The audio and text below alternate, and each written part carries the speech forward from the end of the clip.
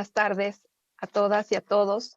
Es para mí un gusto darles la bienvenida a este panel, a este último bloque de nuestras jornadas, el panel titulado Políticas Alimentarias. Me voy a permitir poner la pantalla con la presentación.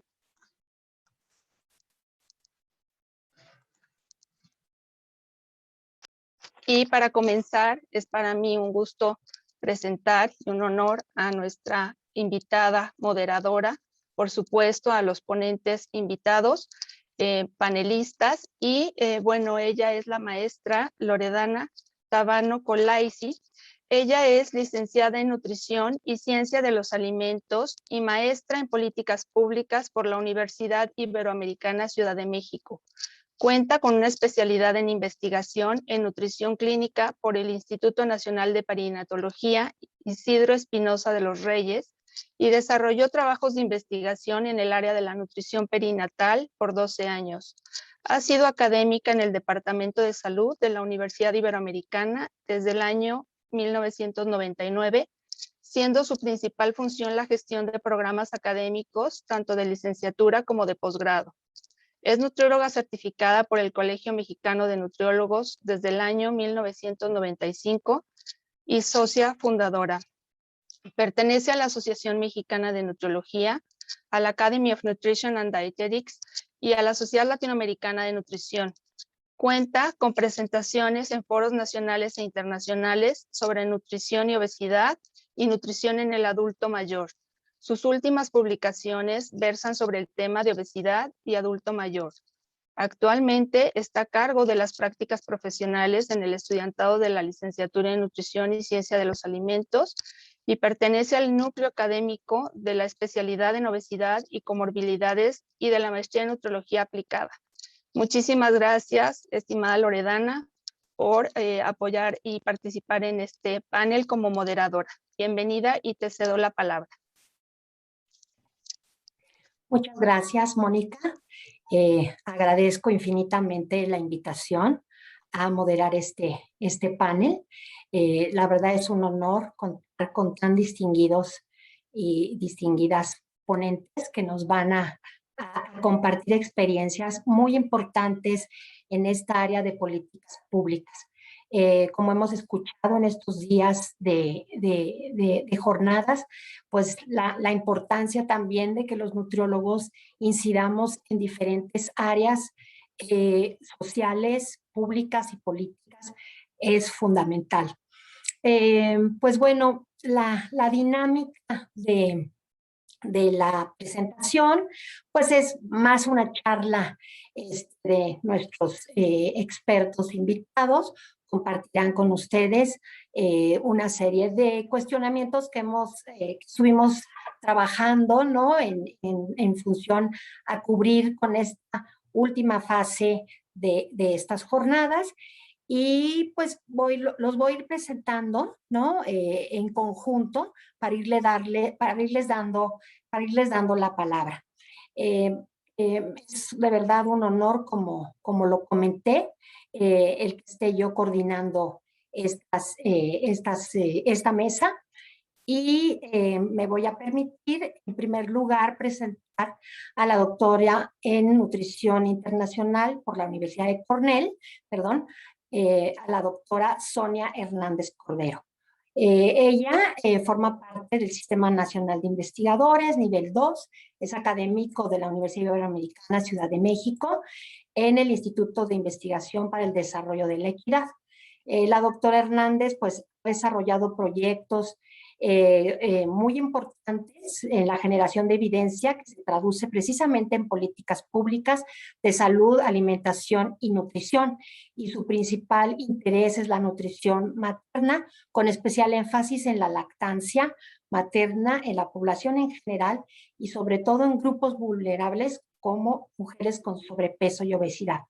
Ha colaborado con equipos multidisciplinarios nacionales e internacionales utilizando los mejores enfoques basados en la evidencia para desarrollar políticas nacionales que promuevan la lactancia materna en México y que sean útiles para los tomadores de decisiones.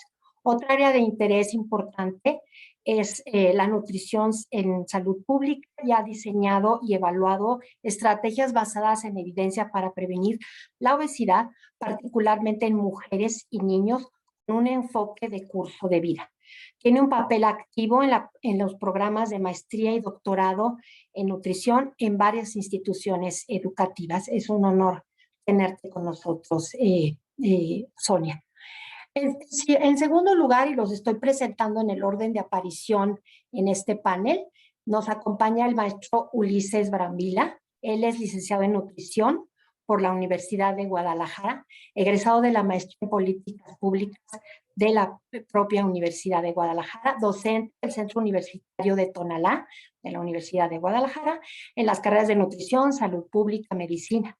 Es investigador asociado en el ITESO y docente del ITESO, coordinador del área de comunicación y política pública dentro del Observatorio del Derecho a la Alimentación. ¿Qué comemos? Una muy interesante experiencia. Coordinador de la Mesa de Políticas Públicas del Foro Nacional de Atención a la Diabetes Tipo 2, FONADI 2020, fundador del colectivo de lucha por la identidad del nutrólogo Revolución Cuba, productor general del documental Tiranos de la Alimentación, el lado difícil de la nutrición en México, productor y coproductor en el podcast Querer Comer, coordinador general del primer informe del derecho humano a una alimentación adecuada en Jalisco, coautor del Policy Brief, la salud política post-COVID-19, la diabetes mellitus en Jalisco, editorial Colegio de Jalisco, y parte del equipo de política pública para la lactancia materna exclusiva en el programa integral de lactancia universitaria. Bienvenido y muchísimas gracias, maestro, por estar aquí con nosotros. A continuación me permito presentar a la doctora Juliana Morales Castro. Es investigadora en Ciencias y Tecnología de Alimentos del Tecnológico de Durango desde 1992 en Durango, México. Obtuvo el doctorado en Ciencias de los Alimentos por la Universidad de Cornell, también en el año 1992. Ha sido profesora en licenciatura, maestría y doctorado en los programas de Ingeniería Bioquímica en el Instituto Tecnológico de Durango. Sus líneas de investigación se centran en la valorización de residuos agroindustriales para la recuperación de ingredientes bio y tecnofuncionales, principalmente polisacáridos, así como una película biopolimérica, entre otros. Ha desarrollado 26 proyectos de investigación y ha contribuido a formar recursos humanos a nivel doctorado, maestría y licenciatura, en un buen número de ellos. Es autora de 28 publicaciones científicas y ha impartido conferencias en distintos foros nacionales e internacionales. Cuenta con el reconocimiento del Sistema Nacional de Investigadores, nivel 1. Es miembro del Institute of Food Technology desde 1987.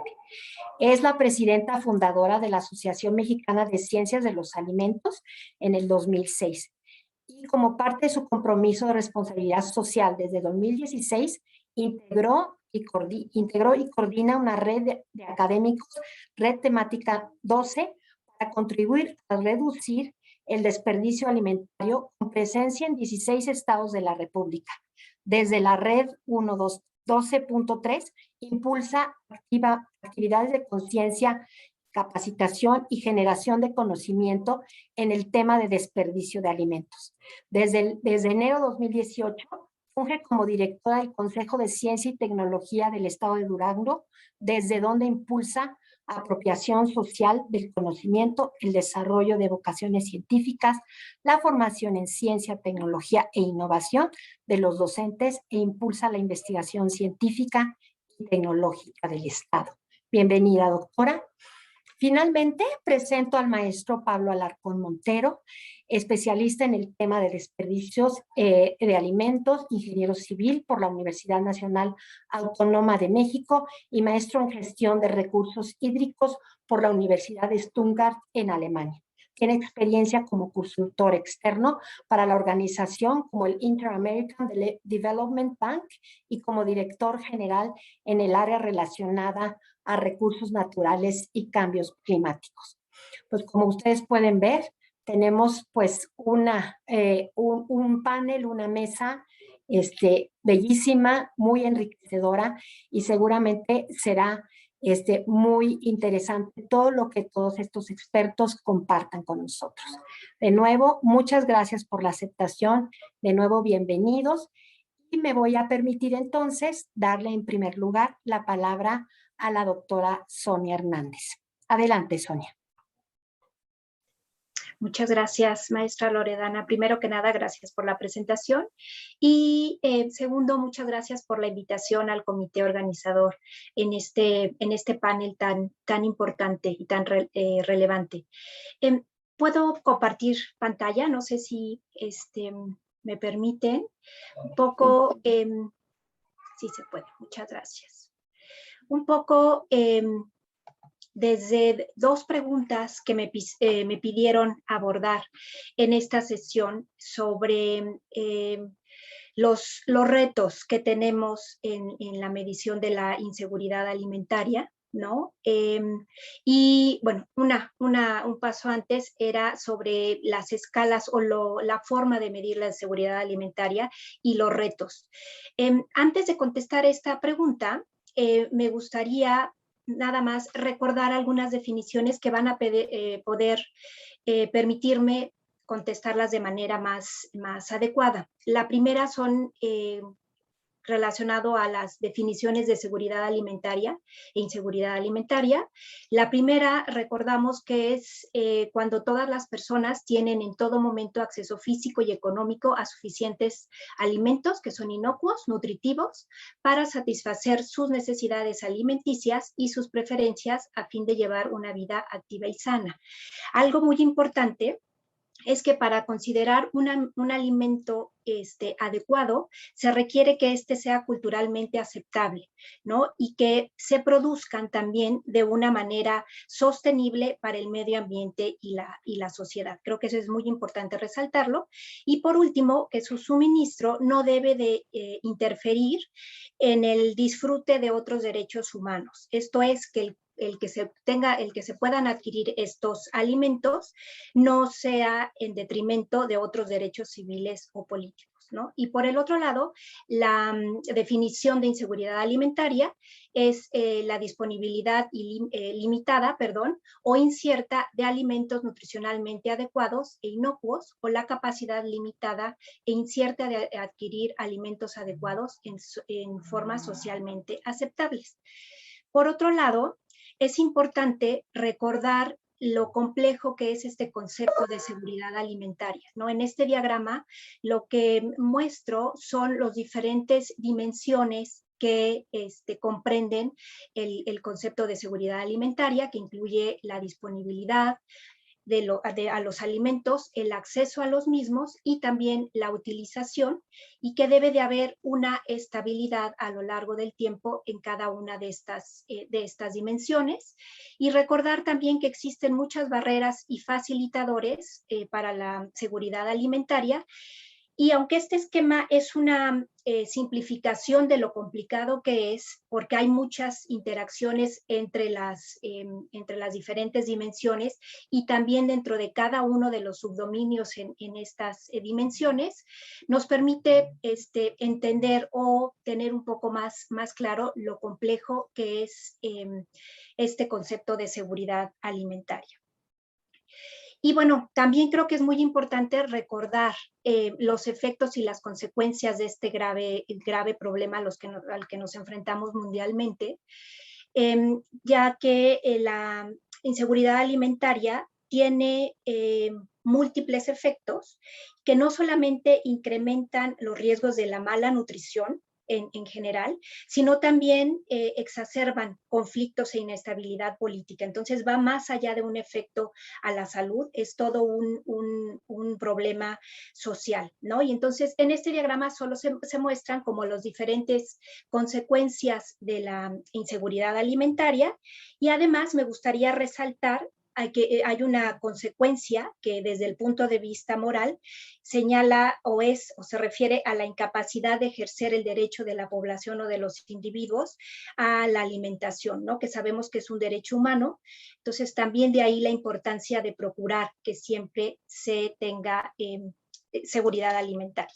Y solamente aquí rápidamente mostrar algunos números de la importancia para resaltar la relevancia de este problema, como a nivel regional sigue siendo un problema serio que amerita que siga en la agenda para el desarrollo de políticas, ¿no? Como a nivel de la región, 1/3 de la población tiene o vivió para el 2019 algún problema vivió con inseguridad alimentaria, ¿no?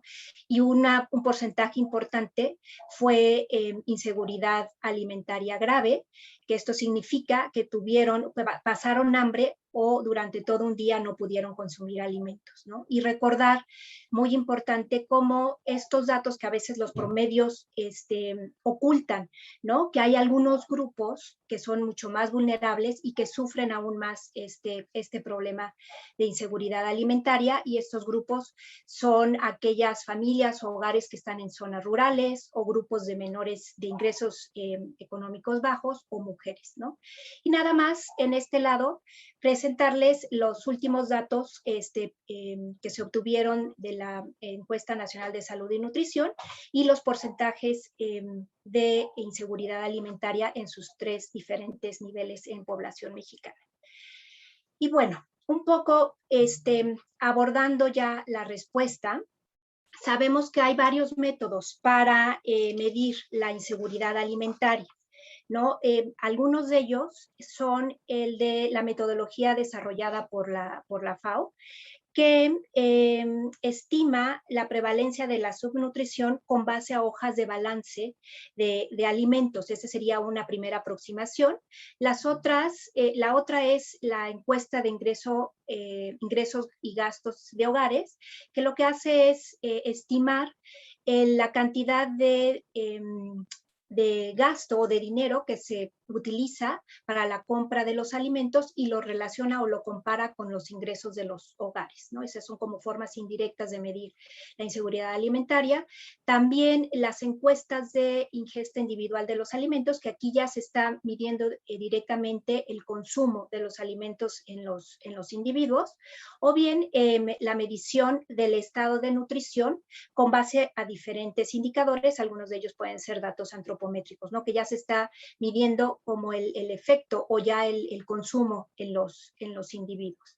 Y el último método, que es en el que me voy a enfocar ya en esta última parte de la respuesta, es los diferentes métodos los métodos para medir la percepción de inseguridad alimentaria en los hogares, que se conoce como las escalas basadas en la experiencia de los hogares.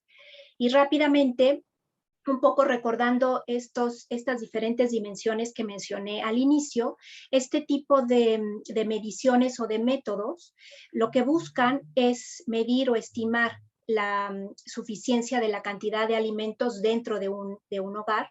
También mide la calidad adecuada de los alimentos, la seguridad y la predictibilidad de adquisición de estos alimentos, la aceptabilidad social de la manera en que se adquieren los alimentos y la seguridad alimentaria ya en hogares con adultos y niños, ¿no? Entonces, recordarán que esto está muy relacionado con estas dimensiones que mencioné sobre seguridad alimentaria. Y bueno, lo que busca o en lo que se basa esta medición que mide la percepción de inseguridad alimentaria dentro de los hogares, lo que plantea es que en la experiencia de los hogares, primero inicia la incertidumbre y preocupación en torno al acceso de los alimentos, ¿no? Más adelante, dadas las restricciones que se experimentan, lo que sucede es que se hacen ajustes en la calidad de los alimentos que se consumen, dejando de ingerir una dieta variada. Aquí ya se empieza a modificar o alterar la diversidad de la alimentación. Y luego, al continuar esta inseguridad o esta severidad en la inseguridad alimentaria, los ajustes que se tienen que hacer ya empiezan a modificar la cantidad de los alimentos que son consumidos y se empiezan a disminuir las raciones que se ingieren dentro del hogar o se saltan tiempos de comida. Y más adelante ya el hambre se hace presente sin que se pueda satisfacer. Y ya finalmente la última o lo más severo de la inseguridad alimentaria o de esta escala que plantean estas mediciones es que ya llega a afectar a los niños de los hogares, toda esta serie de pasos que se han mencionado y bueno, de esta manera se clasifican los diferentes niveles de inseguridad alimentaria. Hay muchas escalas que se han utilizado a nivel internacional en las que se basan en esto, en la percepción de los hogares. Yo voy a mencionar muy brevemente la escala que se utiliza más frecuentemente ahorita, sobre todo en las encuestas más grandes en el país, como la ENSANUD, la Encuesta Nacional de Salud y Nutrición, o la encuesta de ingreso-gasto, o otras mediciones que ha hecho Coneval, que recientemente ha agregado esta escala, que es la escala latinoamericana de seguridad alimentaria, que es una escala que se ha homogeneizado o se ha validado en diversos países de la región y es la que se utiliza bueno, por toda la metodología que sustenta esta escala. Es una medición directa de la seguridad alimentaria en el hogar, es de bajo costo, que eso es algo muy importante como voy a comentar un poco más adelante. Es de bajo costo y se aplica fácilmente. Como les decía, tiene un respaldo científico sólido, mide los diferentes grados de severidad de la inseguridad alimentaria, aporta datos confiables y también es muy importante que es una medición que puede ser comparable. Se obtienen mediciones comparables con otros países y también con mediciones al interior de ellos. Como esta hay otras escalas, por ejemplo, en México está también la escala mexicana de seguridad alimentaria, que es una versión más corta de esta, pero como les comentaba, esta es una de las que más se utilizan en México. Y bien, la otra parte de la pregunta, que era cuáles son los retos, creo que uno de los retos más importantes es la complejidad, ¿no? Como vimos también en este primer diagrama que compartí con ustedes, son tantas las dimensiones que se deben de considerar para medir de manera correcta la inseguridad alimentaria, que eso es un reto, tener mediciones o escalas adecuadas que permitan tener una aproximación o una estimación de las diferentes dimensiones. Y la segunda es esta parte de tener escalas e indicadores que sean fáciles de aplicar e interpretar, ¿no? Porque si bien mencionamos los otros métodos que existen, los otros métodos que existen, son complejos, son caros tanto para implementarlos, para aplicarlos, como para calcularlos e interpretarlos, ¿no? Entonces, creo que esos son de los retos más importantes para la medición de inseguridad alimentaria. Y otro, algo que me gustaría recalcar es también el tener la capacidad de realizar estas encuestas que se hacen ya actualmente en el país, pero cuidando de siempre incluir a los grupos más vulnerables, ¿no? Dentro de estas encuestas que se hacen, porque muchas veces son los que son más difíciles de alcanzar en este tipo de encuestas, ¿no? Llegar hasta sus hogares y pues obviamente son los que se ven más afectados por inseguridad alimentaria. Y entonces ahora para abordar la segunda pregunta, que era sobre las estrategias recomendadas para abordar este tema de seguridad o de inseguridad alimentaria, algunas de las recomendaciones actualmente por diversas organizaciones internacionales consideran esta naturaleza multisectorial de la seguridad o de la inseguridad alimentaria. Entonces, con base a esto, las recomendaciones sobre las estrategias señalan que deben de tener un enfoque multisectorial que se conciba a la seguridad alimentaria como desde una perspectiva de los sistemas alimentarios, ¿no? Este enfoque de sistemas alimentarios abarca todas las actividades, ¿no?, que están aquí enlistadas en esta diapositiva, ¿no?, que van desde la actividad de la siembra hasta la eliminación de los desechos, ¿no? Entonces, todas estas estrategias deben de ir enfocadas a considerar todos los factores que pueden influir esta serie de actividades, ¿no?, que es todo el proceso de la producción hasta el consumo y luego hasta la eliminación de los desechos. Y bien, las intervenciones que tienen como objetivo mejorar la seguridad alimentaria deben de estar alineadas para abarcar, como lo había comentado, las múltiples dimensiones que incluyen la producción agrícola y también la salud y nutrición, la protección social, que eso es algo muy importante, ahorita lo mencionaré brevemente, también aspectos de agua y el saneamiento y su saneamiento, ¿no? Por lo tanto, estas líneas de acción deben de estar alineadas con estas 4 dimensiones que mencioné al inicio de esta parte y con el objetivo transversal de fomentar una coordinación intersectorial, ¿no? Son muchos los sectores los que debemos de estar involucrados en el desarrollo, la implementación y evaluación de todas las estrategias para mejorar la seguridad alimentaria. Y ya para finalizar, me gustaría compartir este diagrama desarrollado por el Banco Interamericano de Desarrollo y poner en contexto cada una de las recomendaciones enfocadas a cada uno de las dimensiones de la seguridad alimentaria, ¿no? Lo relacionado con la disponibilidad, ¿no?, que se refiere a la oferta de alimentos a nivel nacional o local. Esto se puede mejorar o se puede generar a través de una producción agrícola doméstica o el intercambio comercial, que puede ser incrementado mediante intervenciones dirigidas a aumentar la productividad a nivel local, regional o a nivel global, ¿no? Y también facilitar la importación de alimentos. Además, también es importante ampliar el acceso a los recursos productivos y asistencia técnica para los grupos vulnerables, ¿no? El empoderar a las mujeres y grupos vulnerables que pueden ser jóvenes o pueden ser personas o familias que viven en zonas rurales, ¿no? También es importante implementar intervenciones para disminuir la pérdida de comida en todo el sistema alimentario, ¿no? Entonces, este es en cuanto a la disponibilidad. En cuanto al acceso, recordando que es la disponibilidad de recursos con los que se cuenta en los hogares para adquirir la cantidad adecuada de alimentos, puede ser mejorado a través de intervenciones que aumenten el ingreso de la población. Estos son uno de los principales retos para poder lograr un adecuado acceso de los alimentos, ¿no?, la pobreza.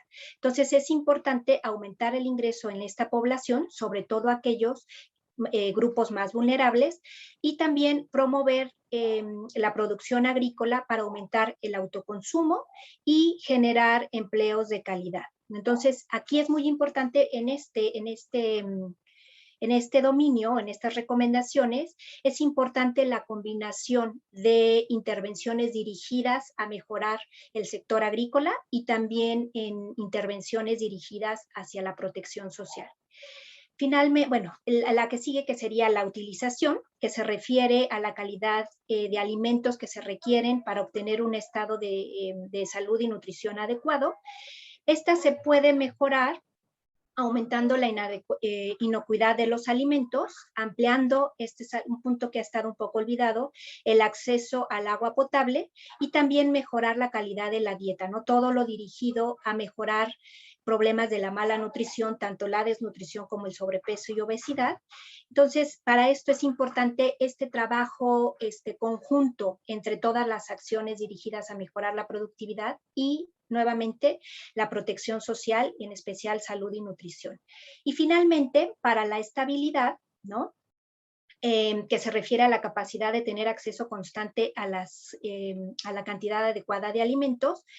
Esto puede ser abordado reduciendo la vulnerabilidad de nuestros sistemas alimentarios a desastres naturales, que cada vez estamos viendo que son más comunes, al cambio climático y a las fluctuaciones de precio, ¿no? Y también a emergencias sanitarias como la que estamos viviendo actualmente.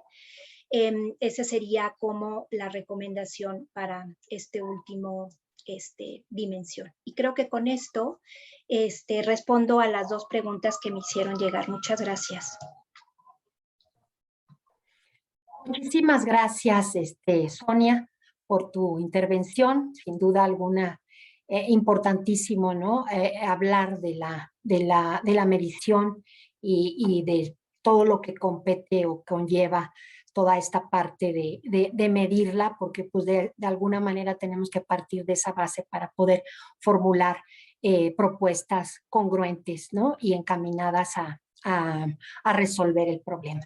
Muchas gracias. Hay algunas preguntas ya hechas, pero voy a dejar todo al final un poco para que nuestros panelistas puedan ir abordando sus temas e ir de alguna forma redondeando las ideas sobre esta parte de políticas en alimentación.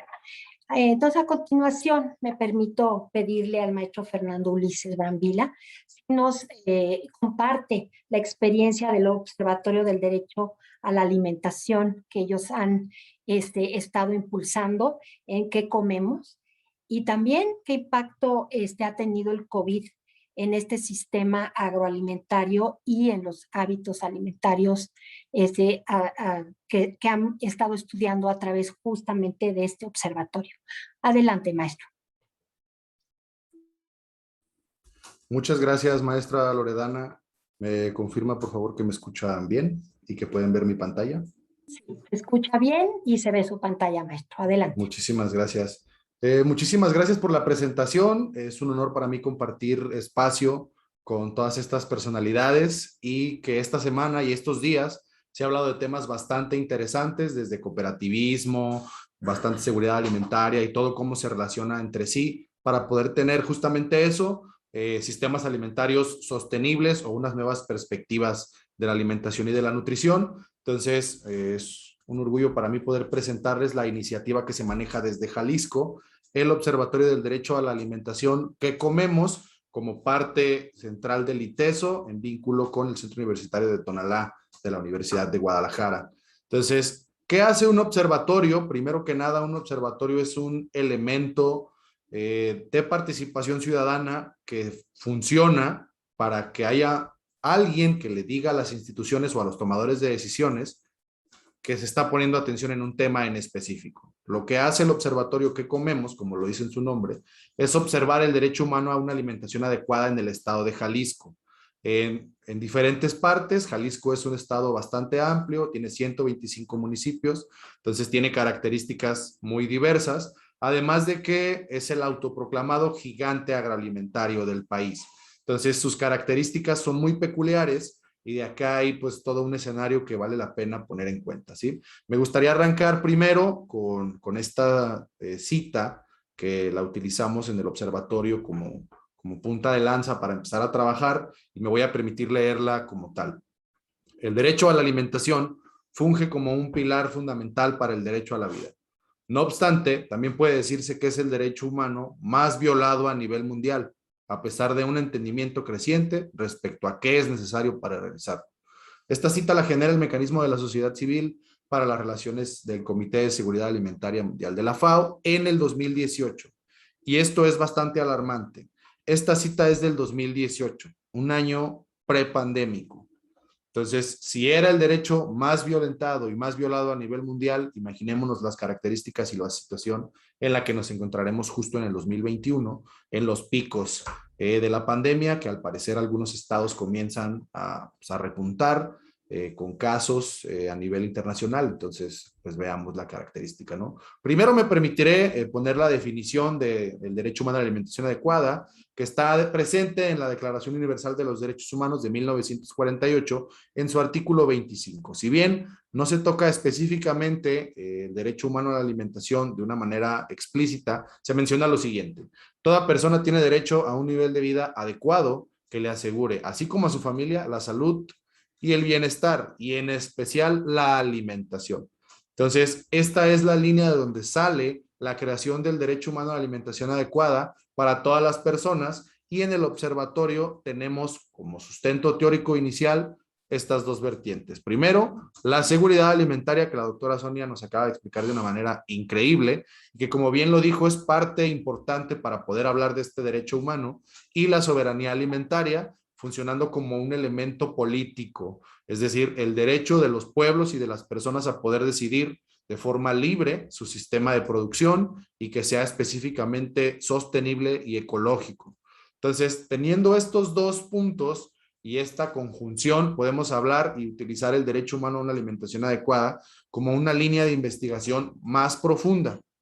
Si bien la seguridad alimentaria tiene muchas formas de medirse y la soberanía alimentaria tiene muchas maneras de ejecución, el derecho humano a una alimentación adecuada hasta este momento parece que se ha encontrado invisible en la agenda de las discusiones públicas, o que así estaba incluso en las discusiones de la agenda pública de muchos gobiernos y de muchos estados-nación. Los que habían tenido la batuta hasta hace algunos años y siguen teniendo la batuta son las industrias transnacionales que promueven el monocultivo, la sobreexplotación de la tierra, la explotación de los trabajadores y las malas situaciones respecto a la alimentación mundial. Entonces, esto es algo que nos compete y que deseamos cambiar, y es lo que hemos estado trabajando desde Jalisco en la creación de este observatorio. ¿Qué son los lineamientos que arropan, además de la soberanía alimentaria y la seguridad alimentaria, al derecho humano a la alimentación? Son los DESCA. Si alguien no conocía los DESCA, se los presento. Es un conjunto de derechos de segunda generación, es decir, son los derechos, si bien no son los más modernos, son los derechos que se generan en una segunda instancia después de la Declaración de 1948, y tienen unas directrices que son las siguientes. DESCA significa derechos económicos, sociales, culturales y ambientales. ¿Sí? Entonces, abona todas las perspectivas presentes en un sistema alimentario. La economía, como el acceso físico y económico para las personas. Social, que sea correspondiente a todos los niveles socioeconómicos sin distinción alguna. Cultural, que se respeten los patrones de alimentación milenarios en el caso de México y que es parte del patrimonio cultural intangible e inmaterial de la humanidad por la UNICEF. Y ambiental, que tenga un sistema, como ya lo mencioné anteriormente, sostenible y ecológico. Entonces, siguiendo estas directrices y viendo estas líneas, los derechos o la parte de los DESCA tienen una perspectiva de progresividad. Esto quiere decir que conforme los vamos logrando y vamos avanzando en su creación, es casi imposible de creer que podemos tener un retroceso. Desgraciadamente, la pandemia por COVID-19 trajo este retroceso. La situación económica, según datos del Banco Interamericano del Desarrollo en México y de algunas perspectivas como Coneval, regresarán a niveles similares a 2010. Entonces, lo que ya se había trabajado en avanzar en características económicas de la canasta básica y del acceso a todos los alimentos, pues estará en riesgo y se ve comprometido. ¿Qué se ha generado desde el observatorio? Lo siguiente: investigar el estado actual y las alternativas para obtener un derecho a la alimentación adecuada del estado de Jalisco desde una forma seria, teniendo muchas perspectivas, interactuando con datos cuantitativos, experiencias cualitativas por medio de estudios de caso y proponiendo 7 alternativas de política pública que tal vez podrían cambiar la situación. ¿Por qué hago el énfasis en tal vez? Porque el observatorio como tal no es el encargado de poner en marcha la política pública.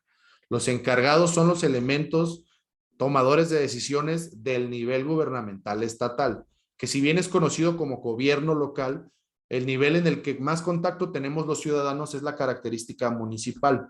Entonces, los diferentes municipios o las diferentes características de los municipios en Jalisco lo vuelven una forma muy compleja. Podemos tener situaciones como el municipio de Zapopan, con un ingreso per cápita altísimo, llegando a ser, en algunos indicadores, el segundo municipio más rico de todo el país, solo detrás de San Pedro Garza García, Nuevo León, o tener municipios extremadamente en pobreza como Mezquitic, en la parte norte de nuestro estado, que varios años fue el municipio más pobre del país.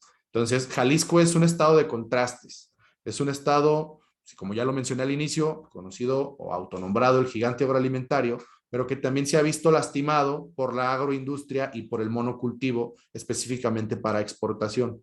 Podemos hablar de berries, frutos rojos, arándano, moras o papa en la zona cercana a la Riviera de Chapala por San Luis Oyatlán, para los que conocen este estado. Entonces, hay unas perspectivas bastante complejas y el trabajo no es para menos. ¿Qué hicimos nosotros? Lanzamos en mayo de este año el primer informe de política pública para el derecho a una alimentación adecuada en el estado de Jalisco 2020. Ustedes pueden acceder al documento de forma libre y gratuita entrando a la página del observatorio, que es la que aparece en la parte de abajo, https://blogs.iteso.mx/que comemosmex. En ese apartado encontrarán el documento y vienen todas las perspectivas, que son las siguientes. El informe está dividido en 3 secciones. La primera, las acciones del gobierno del estado para el cumplimiento de este derecho por la parte de la asignación presupuestal en los últimos 3 años. Hay que ser muy enfáticos, nosotros solo tomamos los datos del gobierno del estado de Jalisco, ¿sí? No tomamos en cuenta otros estados por características de regionalidad y de territorio. Si bien tenemos un pensamiento de lo global y unas características de incidencia o de pensamiento global, como puede ser seguridad alimentaria por parte de la FAO o soberanía alimentaria de vía campesina, nuestra práctica y nuestro aterrizaje siempre es en lo local. Entonces, en el estado de Jalisco, este ejercicio presupuestal arroja datos que, si bien se ha invertido más dinero en algunos programas, el avance o el resultado no es el esperado o no es el óptimo. Entonces, podemos tener aquí características encontradas que encontrarán en el documento de una manera clara, explicado por medio de gráficas y de bullets, pero que por cuestiones de tiempo pues no alcanzaría a explicar acá, ¿no? El documento tiene aproximadamente 30 páginas, como les digo, está dividido en nuestros 3 sectores. La parte 2 son los hallazgos que dan cuenta del ejercicio de este derecho y que son desarrollados en la ciudad o en el estado de Jalisco. Todo esto por medio de datos oficiales y de una filtración de ciertos indicadores como acceso económico, características de seguridad alimentaria, mediciones generadas por el INEGI, el Coneval, y de aquí la última parte entonces es encontrar las experiencias territoriales a lo largo del estado de Jalisco divididos en diferentes partes, ¿sí? Hay contacto con población indígena en zonas rurales, población indígena en zona urbana, población campesina en zona rural y población que se dedica o intenta tener prácticas agroecológicas dentro de la zona urbana. Entonces, tenemos todo este panorama bastante amplio, contrastando los datos del ejercicio presupuestal del gobierno, los datos oficiales de instituciones gubernamentales que son abiertos y de acceso público, y contrastándolo con las experiencias que nosotros fuimos y ubicamos en las regiones que aparecían en los datos oficiales. Entonces, esto nos da la oportunidad de generar las siguientes propuestas de política pública. Las propuestas de política pública para nosotros son solo la punta de lanza para poder tener un ejercicio claro. Me gustaría aquí hacer un énfasis y decir qué es una política pública, tomando la definición de Julio Franco Corso, mexicano, residente en Puebla. El doctor Corso menciona que una política pública es una acción específica vinculada entre el gobierno y la participación ciudadana para resolver un problema de carácter público, pero la acción tiene que ser de corte específico. Nosotros solamente lanzamos las propuestas porque dentro del sistema político no hay nadie dentro de la toma de decisiones. Entonces tenemos que tener un mayor énfasis en que estas propuestas salgan a la luz y es parte del momento en el que se encuentra el observatorio. De forma general les pongo el título de la primera propuesta, que es Protección de la tenencia, propiedad y gestión comunal de la tierra y bienes naturales. Esto en el entendido de que si quiero producir alimentos, si quiero tener autosuficiencia alimentaria o si necesito luchar por mi soberanía alimentaria, pues tener la tenencia de la misma. Entonces, esto es una perspectiva alarmante. Si en la revolución era la tierra es de quien la trabaja, en el 2021 sonaría ilógico que las mujeres son las que tienen una presencia fuerte y fundamental en el trabajo de la tierra y no cuentan con un título de propiedad, ni siquiera privado o ejidal. Entonces, es parte importante. En los territorios de la Sierra Wixárika, en la parte norte del estado, que es donde tuvimos las intervenciones de estudios de caso, también es algo alarmante. Las características de la tenencia de la tierra, el respeto a sus culturas y la protección a los predios ejidales que deben de ser inexpropiables, inalienables y que todo esto debe de mantenerse según lo decida el gremio ejidal. Entonces, que todo esto se aplique de forma directa en el estado de Jalisco. La parte 2 o la segunda iniciativa sería la protección del derecho al agua. Como bien ya lo mencionó la doctora Sonia, es parte fundamental para el derecho a la alimentación y para el derecho a la vida. La protección del derecho al agua en todas sus vertientes, tanto para producción agrícola como para consumo humano. Las características del consumo de agua simple se han visto cooptadas por el consumo de bebidas carbonatadas azucaradas, popularmente llamadas refrescos, que pues sabemos que tienen un índice elevado de azúcar y que generan toda una característica de daño, sobrepeso, obesidad, diabetes mellitus tipo 2 y todo este tipo de enfermedades crónicas no transmisibles que aparecen y que se presentan por este tipo de calorías discrecionales, que son muchas calorías, pero que no se sienten al momento de su consumo. Por eso proponemos que el derecho o la protección del derecho al agua, que su nombre correcto es agua potable y saneamiento. Entonces, todas estas perspectivas deben de estar con ciertos puntos. Nosotros proponemos que haya un castigo real y una forma tipificada de castigo para quien contamine las fuentes hídricas naturales. Que haya un castigo para quien genere desvío a las corrientes de agua de cauces naturales para usos de recurso privado. A quien utilice o contamine los subsuelos o los mantos freáticos por medio de los lixiviados. Entonces, esto contaminaría el agua y al momento de su extracción sería un agua no óptima para consumo humano y también tendría repercusiones en el campo. Entonces, todas estas perspectivas se encuentran con mayor profundidad en el documento que les menciono. La perspectiva 3, fortalecer la educación alimentaria y los estilos de vida saludables, ojo aquí, adaptados a la cultura de cada región. Uno de los datos más importantes o lo que más hemos encontrado es que en el proceso de adoptar la escuela o la educación bancaria o formal en las comunidades rurales, se han perdido los valores del campo y principalmente es algo que preocupa a las comunidades indígenas. Que ellos, pues, el maíz o algunas cuestiones de cultivo son bastante importantes para mantener su cultura. Ellos refieren que esto no está presente en la educación actual. Y por eso vemos el abandono del campo y la tipificación o glorificación de otras figuras, ¿no?, alarmantes dentro de estas prácticas campesinas. Y lo que buscamos es fortalecer la educación alimentaria, que se conozca todo el proceso, ¿sí?, del sistema alimentario. Desde la selección de la tierra, la semilla, su sistema de producción, preferentemente agroecológico, que no existe el monocultivo, que se propicie el hablar de todos los alimentos que existen y entonces así promover un estilo de vida saludable adecuado a la región, que no contenga industrializados, enlatados, sino todos los alimentos preferentemente de temporada. Entonces, pues esto es la parte 3. La iniciativa número 4, apoyar la producción con las siguientes características: que sea diversificada, que sea agroecológica y con una conversión al policultivo por etapas y por regiones.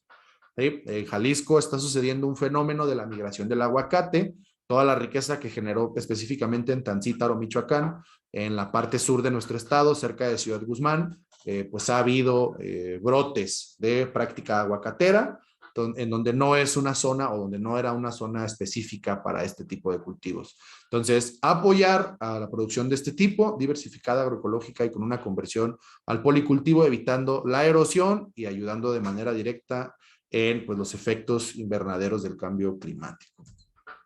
5, como ya migramos o intentamos migrar a una producción agroecológica, debe de ser bastante importante también proteger a los pequeños productores, a los campesinos y a los jornaleros de Jalisco, que no se vean en riesgo, ya que en definitivas cuentas el tipo de producción agroecológica nunca asemejará en cantidades a la producción de monocultivo agroindustrial. ¿Sí? Al no utilizar pesticidas, al tener una práctica sostenible, al tener el centro, el costumbre y el buen vivir, la producción en gran escala no es el centro. Entonces hay que proteger a los pequeños productores para que no vendan o renten su tierra para este tipo de prácticas. Hay que promover que los programas estatales de alimentación escolar compren los alimentos en productores locales, que el comercio local exista de una manera real, beneficiando a este tipo de alimentación o de características. En la 6, y esta es la última propuesta sectorial, ¿sí? Proteger a las y a los ciudadanos respecto a la salud, a la seguridad alimentaria y a los derechos de los consumidores, englobando entonces seguridad alimentaria y soberanía en un solo punto. El observatorio apoyó y formó parte de las discusiones en la aprobación del etiquetado frontal de advertencia. Entonces, esto es algo en lo que pues, queda claro el derecho de la información dentro del consumidor. Mantener esa línea y que se aplique en el estado de Jalisco, ¿no? La 7 es una línea transversal que justamente es con lo que me gustaría ir cerrando. ¿Qué pasará? Y empezar la reflexión sobre todo el trabajo, ¿sí? Para garantizar el derecho a una alimentación adecuada en la era post-COVID. ¿Cómo estamos? ¿Qué está sucediendo? ¿Y qué pasará con el derecho humano a la alimentación adecuada después de esta crisis económica y sanitaria? La reactivación económica está siendo más acelerada para la industria o para la agroindustria que para los pequeños productores, por características climáticas, por patrones de contagio y por prácticas naturales de las diferentes tipos de cultivo. Entonces, ¿qué pasará con todas las 6 iniciativas que dijimos? En todas queda presente la reflexión del COVID. Como datos, y ir apuntando al cierre de mi intervención, el Coneval mostró que en el segundo trimestre del 2020 la proporción de personas que perciben un ingreso menor a lo que corresponde al costo de la canasta básica pasó de 37.3 a 45.8% a nivel nacional. Datos bastante alarmantes, acercándonos, como mencioné al inicio, a datos del 2010. ¿No? Entonces, todo el avance que ya habíamos logrado, pues se perdió en año y medio. ¿No? En marzo del 2020, entonces, a consecuencia de esta pandemia, 1 de cada 3 hogares reportó una disminución del 50% en los ingresos con respecto al mes anterior, poniendo en riesgo las características de lograr un derecho humano a una alimentación adecuada en los hogares.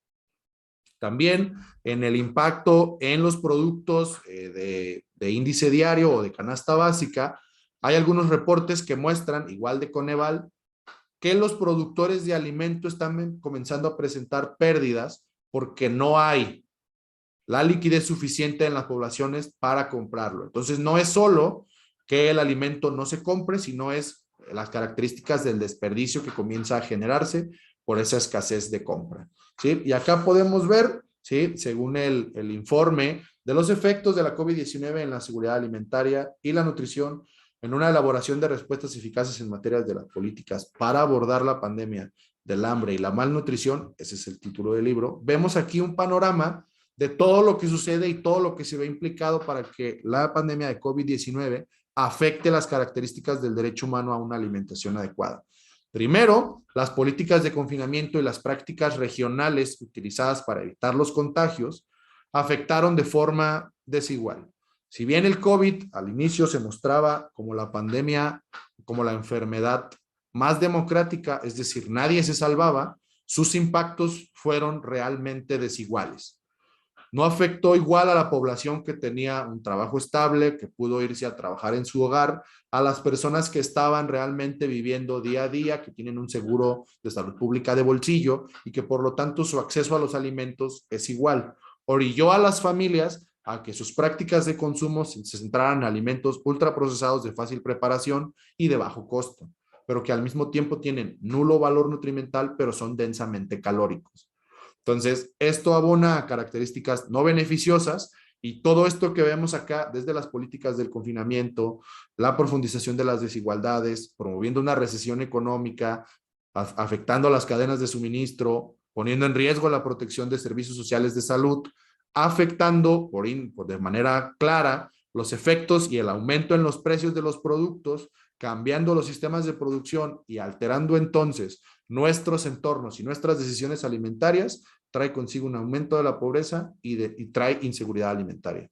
Por ende, el derecho humano y el cumplimiento y el ejercicio adecuado del derecho humano a una alimentación adecuada, no solo en el estado de Jalisco, sino a nivel mundial, pues está en una situación bastante compleja. ¿Qué implica? Que nosotros nos volvamos agentes de estas soluciones, ¿sí? Que busquemos y que como nutriólogos que somos, en su mayoría de las personas que están acá presentes, y cumpliendo y tomando en cuenta que el Día Mundial de la Alimentación es mañana, volvernos agentes de cambio. Es a lo que los invita el observatorio, a que analicemos nuestro entorno, a que cambiemos nuestra perspectiva y que veamos que estas características, desde el derecho humano a la alimentación adecuada, el derecho humano al agua limpia y al saneamiento, y todo lo que hemos visto con los DESCAs económicos, sociales, culturales y ambientales, nos afectan, nos engloban a todos. Así yo me quede en mi casa y cierre la puerta, se verá afectado en algún momento. Y con eso me gustaría cerrar. Muchísimas gracias a todos por su atención. Muchas gracias, maestro Ulises. Sin duda, lo que comenta es retador e inspirador también. Creo que sí es bien importante, ¿no? Que tomemos esa conciencia, que aunque sea un granito, pues todos podemos y debemos participar. Muchísimas gracias por su presentación. Muchísimas gracias. Pues a continuación le voy a pedir a la doctora Juliana Morales Castro que nos comparta experiencias muy importantes y muy interesantes y el tema que recurrentemente ha venido a lo largo de estas jornadas con relación precisamente a los desperdicios, ¿sí? De alguna manera existe, ¿no? Un poco esa cultura de que si no sobra es que no alcanzó, ¿no?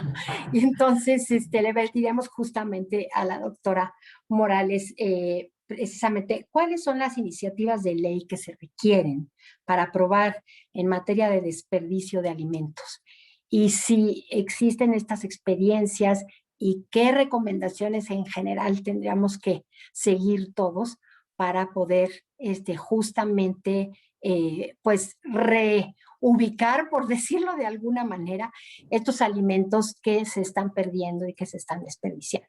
Así es que, doctora, adelante, por favor. Muchas gracias, muy buenas tardes. Y es un privilegio estar con ustedes el día de hoy y compartir con panelistas en el área de nutrición del observatorio. Muchas gracias. También veo aquí al señor Pablo Alarcón de la FAO, un gusto. Voy a permitirme compartir, si tengo privilegios de compartir, sí, ¿verdad? Pantalla. ¿Sí?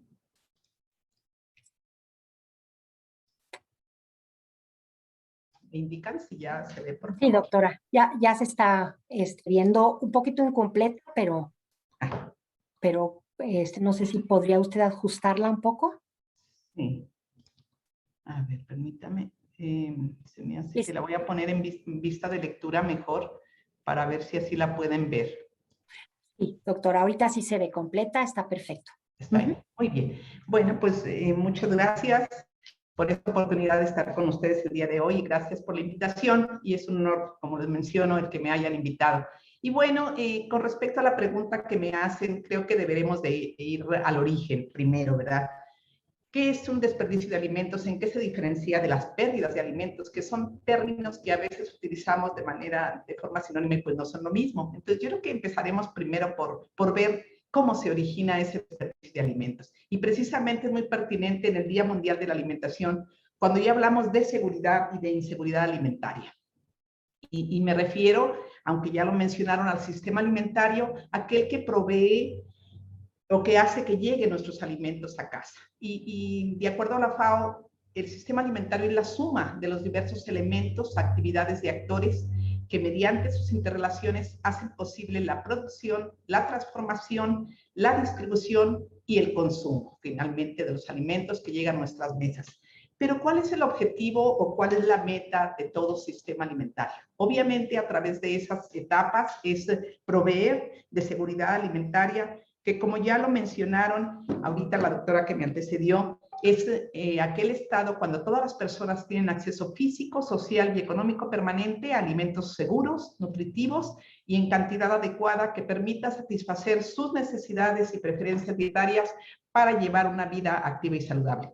La doctora también ya mencionó las dimensiones, no me detengo, pero ese sistema alimentario se encuentra en riesgo, se encuentra amenazado y en riesgo de poder proveer de esa seguridad alimentaria de la que estamos hablando. ¿Y por qué se encuentra en riesgo? Precisamente por toda la serie de retos y desafíos que tenemos como planeta, como mundo. Hay un incremento en la demanda, producto del incremento en la población. La producción de alimentos es altamente predatoria para los recursos naturales. Los recursos naturales como el agua, los bosques se acaban precisamente por la agricultura. Cambio climático, plagas o epidemias, precisamente como la mencionó ahorita el maestro, la epidemia, las plagas, conflictos bélicos, urbanización. Cada vez más se extienden las ciudades en aras de las tierras cultivables, hambruna, migración, pero también el propio desperdicio alimentario es un reto y es un desafío para ese sistema alimentario. Entonces, ¿por qué es relevante? ¿Por qué es tan importante que hablemos de desperdicio alimentario precisamente en el Día Mundial de la Alimentación? Y para ello quisiera establecer una definición con respecto a la diferenciación entre pérdidas y desperdicios. Cuando hablamos de la cadena de suministro de alimentos, podemos hablar de 5 etapas principales, que son la producción, post cosecha y almacenamiento, el procesamiento, posteriormente la distribución y venta y el consumo. Entonces se le conoce como pérdidas a aquel alimento que no llega a nuestras manos, que no es consumido, que es eliminado de esta cadena por alguna razón, y eso es las pérdidas en las primeras etapas del post cosecha y procesamiento. Y se le conoce como desperdicios a los alimentos que son también eliminados de la cadena a través de en los supermercados, en los restaurantes, pero más importante también en nuestra casa. También desperdiciamos mucho. Entonces, pérdidas y desperdicios de alimentos, ahí tenemos la diferenciación. ¿Y por qué son relevantes? Porque tienen un gran impacto tanto social como ambiental y como económico. Ya lo vimos desde el punto de vista social, pues obviamente que conducen a inseguridad alimentaria, porque a pesar de que se produce mucho más alimento del que es necesario, no llega a las personas porque no está accesible, porque por diversas razones no se encuentra ahí físicamente o no hay el acceso económico para poderlo adquirir. Entonces, según un estudio del estado de la alimentación y agricultura reciente del 2019, se confirma que a nivel global las pérdidas son alrededor del 14% en las primeras etapas de esta cadena, entre la cosecha y la venta al menudeo. Y el impacto ambiental de esas pérdidas es que cuando hablamos de ese alimento que no es consumido, hablamos de todos los recursos utilizados para su producción que son desperdiciados, como son el agua, la tierra agrícola, la energía que se utilizó para su transporte, etcétera, la mano de obra, así como la inversión de capital que se hizo. Y también cuando esas pérdidas, esos alimentos se confinan en rellenos sanitarios, producen emisiones de gases de efecto invernadero que están contribuyendo al cambio climático. Eso es por un lado de pérdidas. Por el lado de desperdicios también, un estudio reciente de la FAO, también el Food Waste Index, recientemente publicado, nos habla de que 1/3 de todos los alimentos producidos nunca llegan a ser consumidos, o sea, 1/3. Y de desperdicios, el 17% de la producción mundial de alimentos representa un desperdicio. 17%, que sumado al 14%, son más de 30% de la producción total de alimentos en pérdidas y desperdicios que no llega. Y este estudio me parece importante porque refleja que el 11% de los alimentos desperdiciados se genera en los hogares, fíjense, en nuestras casas, el 5% en los servicios de alimentación como son los restaurantes, los hoteles, en los supermercados, etcétera. Y el 2% minoristas que en los supermercados. Entonces, se ha estimado, de acuerdo al estudio anterior, que el volumen es de 931 millones de toneladas anuales, que esos desperdicios representan o generaron el 8 al 10% de los gases de efecto invernadero, que a nivel mundial, por persona, se generan 121 kilogramos de desperdicios al año. Y en México se hace la observación, generan 94 kilogramos de alimentos perdidos por año. Esto es a nivel mundial. Luego les doy cifras específicas para México. Y lo más preocupante es que, a pesar de que en América Latina tenemos tantas personas con vulnerabilidad sensibles a la parte de seguridad alimentaria, el 20% del desperdicio global se atribuye a América Latina. Es tanta la importancia de ello que desde el año pasado se estableció un día para la concienciación de las pérdidas y desperdicios de alimentos, que es el 29 de septiembre, que aquí muestro el banner, ¿sí? Y desde el punto de vista de impacto ambiental, si el desperdicio alimentario fuera en país, sería el tercer emisor de gases de efecto invernadero en el mundo. Vean la relevancia y el tamaño de la contaminación que tienen estos desperdicios a nivel mundial. De esta manera, en la Agenda 2030, el objetivo 12, que es garantizar modalidades de consumo y producción sostenibles, está establecida la meta 12.3, que para el año 2030 hay que reducir a la mitad el desperdicio de alimentos per cápita mundial, así como reducir las pérdidas y desperdicio de alimentos. Forma parte de la meta 12.3 de ese objetivo. Y es por eso que la red que me honro en coordinar se llama así, Red 12.3, para disminuir y valorizar las pérdidas y desperdicios de alimentos. Entonces, pero es una paradoja, que por un lado tengamos pérdidas y desperdicios y por otro lado tengamos hambre en el mundo. Se habla que aproximadamente 850 millones de personas el día de hoy no tendrán para comer, no sabrán si van a tener sus 3 comidas al día o al menos una. Entonces, eso nos habla de un enorme impacto social que tienen las pérdidas y desperdicios. Y se ha estimado que si se recuperaran y canalizaran las pérdidas de desperdicios de alimentos serían suficientes para alimentar a tantas personas en hambre. De ese tamaño es la relevancia, ¿sí?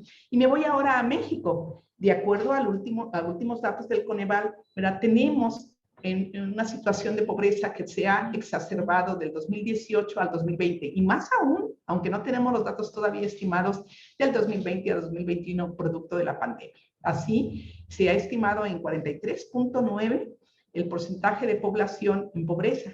Pero lo preocupante son los datos de pobreza extrema, que se incrementó de 7 a 8.5. Entonces, eso nos habla, ¿verdad?, también de un 22% de la población que tienen carencia social en cuanto al acceso a la alimentación nutritiva y de calidad.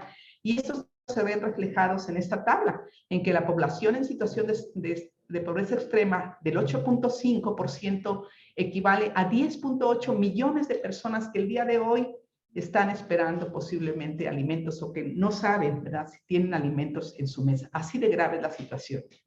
Entonces, derivado de ello, se han hecho varios estudios ya en México, ¿verdad?, derivado de este 10.5 millones de personas en pobreza extrema, y solo me voy a permitir compartir algunos datos. El doctor Genaro Aguilar Gutiérrez, quien mucho tiempo ha trabajado en este tema, realizó un estudio complementando los datos del 2013 hasta el 2017-2018, donde nos habla que México desperdicia el 35.1% de los alimentos que produce, lo que equivale a 23.7 millones de toneladas. Ya mencioné los números de personas en pobreza extrema, en esa publicación eran 9, pero ahorita sabemos que son más de 10. En inseguridad alimentaria, 28.6 millones de personas. El desperdicio per cápita, tal como él lo ha estimado, es de 177 kilogramos, mucho más alto que el que nos reporta el informe de la FAO, ¿no?, reciente. El costo asociado equivale al 2.5% del PIB, con un monto estimado económico de 26,000 millones de dólares. Las emisiones de gases de efecto invernadero de esas pérdidas y desperdicios equivale a 36 millones de toneladas métricas de equivalentes de CO2. Y el agua utilizada para producir esos alimentos que se pierden o se desperdician es más de 40,000 millones de metros cúbicos. Entonces, eso nos habla altamente del impacto económico y social. Derivado de ello, también se hizo un estudio en el que se formó un grupo de trabajo por Semarnat a inicios del 2017, y en el que participaron una serie de organismos asesorados por RAP y asesorados también por Banco Mundial, y se obtuvo un reporte que se llama México Marco Conceptual para una Estrategia Nacional sobre las Pérdidas y Desperdicios. Y ahí se identificaron los puntos críticos en donde se tienen los mayores desperdicios. Así, tenemos en la producción primaria, fabricación, mercado mayorista, venta minorista, en la hospitalidad y servicios de alimentación al consumidor. Esos son donde se genera la mayor cantidad de residuos. En nivel intermedio se encuentra durante el almacenamiento y la venta mayorista formal, y en donde se desperdicia menos con los intermediarios. Recordemos que esta es la cadena de suministro. Estas son las cadenas de esa cadena de suministro. Y las causas son muy diversas. pueden deberse a estándares sanitarios y fitosanitarios, a falta de información sobre precios, un desbalance entre lo que se vende y lo que se produce, algunas barreras legales, que ahorita voy a hablar de ellas, la falta de mercado para los subproductos y las propias dinámicas de los centrales de abasto, entre muchas otras. El documento está disponible y lo dejo ahí la cita, ¿sí? Pero se identificaron los puntos críticos y sus causas, tal como lo mencioné anteriormente, y se pueden resumir en 5. Falta de información, todas esas PDAs se pueden reflejar ahí. Falta de conocimiento y habilidades, sobre todo en algunos de esos factores, pero también la infraestructura y tecnología se refleja en todos ellos. En logística también tenemos problemas, ¿verdad?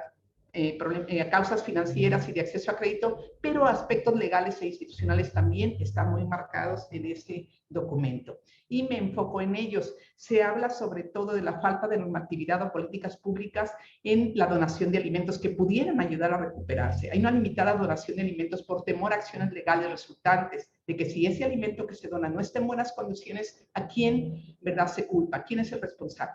También hay pocos incentivos para la donación y representa realmente muy bajo costo desechar las pérdidas y desperdicios porque solamente se van a la basura. Y eso nos cuesta muy poco y eso desincentiva la donación. Entonces, para responder a la pregunta que me hicieron en primer lugar, es las políticas públicas, ¿qué hace falta? Se necesitan políticas públicas que prevengan la generación de las pérdidas y desperdicios. También políticas públicas que impulsen, que motiven la donación para que se pueda recuperar ese alimento. Políticas que reduzcan el desperdicio en todos los sectores, también que permitan recuperar las pérdidas y desperdicios. Hay barreras legales también en lo que respecta al etiquetado que están produciendo mucho desperdicio con el etiquetado actual y hay que también normar lo que son los mercados con lo que se produce, lo que se vende, la oferta con lo que se produce. Entonces, eso sería la respuesta en cuanto a la primera pregunta. Y resumiendo esta primera parte, reducir el desperdicio contribuye a reducir las emisiones de gases de efecto de invernadero. Retrasa también la velocidad de destrucción de la naturaleza, puesto que la agricultura es uno de los peores agentes que están contribuyendo a deteriorar la tierra, ¿sí? Y existiría la posibilidad de mejorar la disponibilidad de alimentos, tanto para reducir el hambre como ahorros sustanciales. Bien, si me voy a la siguiente pregunta de cuál sería la recomendación para ayudar a disminuir las cifras de pérdidas y desperdicios y poder hacer agentes de cambio, quisiera resaltar que es una visión desde la academia. Y me voy primero a mostrarles lo que es la jerarquía de gestión de las pérdidas y desperdicios. Este gráfico, esta jerarquía se diseñó por RAP en conjunto con otros agentes. Entonces hay una serie de acciones que se proponen. Aquellas con verde es lo más deseable, la opción más deseable. Y obviamente las primeras tres, que es la prevención, reducir el nivel de desperdicios, es lo que más se desea. Si ya no es posible reducirlo, si se encuentra ahí, por ejemplo, todo lo que se elimina de los supermercados, hay que redistribuirlo hacia las personas que lo requieren. Si después de ese nivel, el tercer nivel sería enviarlo para su uso como alimento para animales. Pero ya entramos a otros niveles en los que son menos deseables, pero hay que hacerlo. El reciclaje, el desperdicio enviado para digestión anaeróbica o utilizado para composta, recuperarlo para generación de energía y la última opción, y que es la que más se realiza en México, es incinerarlo o confinarlo en rellenos sanitarios. Entonces tenemos que enfocarnos en estas medidas que están en el nivel superior. Y por ello es necesario que México tenga una estrategia nacional que contribuya a esa meta 12.3, que esté basada en prevenir, evitar que la pérdida ocurra, en recuperarlo para poderlo redistribuir, incorporarlo otra vez a esa cadena de suministro y cumpla la función para la cual fue producido este alimento. Y enseguida acciones de reciclaje, como es utilizarlo para alimento para animales, energía, para otros productos agrícolas y sobre todo valorizar los subproductos. Y aquí se requiere la participación activa de academia, gobierno, sector privado y sociedad. Y algo bien importante es cómo generar conciencia. Es una responsabilidad de todos, se requieren alianzas, industria, alimentos, productores, se requiere que se generen conciencia en los mercados de abastos, en los restaurantes, que los medios contribuyan a crear una cultura del no desperdicio. Las universidades también pueden tener un papel protagónico muy importante, por ejemplo, con eventos masivos. Una campaña nacional de cero desperdicios. Desde la legislación también se puede hacer mucho, tanto a nivel estatal como federal. Los académicos e investigadores debemos de contribuir a cubrir esa falta de información que hay en medir y estimar las pérdidas y desperdicios. Hay que generar herramientas digitales para que pongan en contexto o en encuentro cercano a los que tienen desperdicio contra quienes a favor de quienes los requieren, para poder reencauzar esas pérdidas y desperdicios que lleguen a consumirse por personas que lo necesitan. Hay que formar especialistas en el tema porque no tenemos en el rubro de PDAs, crear comunidades universitarias y sobre todo trabajar mucho en lo que es los subproductos, su valorización. Así, el gobierno se requiere esa estrategia nacional que ya les mencioné, políticas públicas como también las que ya mencioné en la primera parte, asignar presupuesto para este tipo de iniciativas, para fortalecer la infraestructura de las centrales de abasto, sobre todo, que es donde ocurre la mayor parte del desperdicio también, libros de texto, introducir ese tema, en fin. Y con esto me gustaría terminar mi presentación. Aquí están las referencias que he utilizado, algunas de ellas. Muchísimas gracias y estoy a sus órdenes. Muchísimas gracias, doctora Morales. Excelente presentación también, todo lo que hay que hacer, ¿verdad?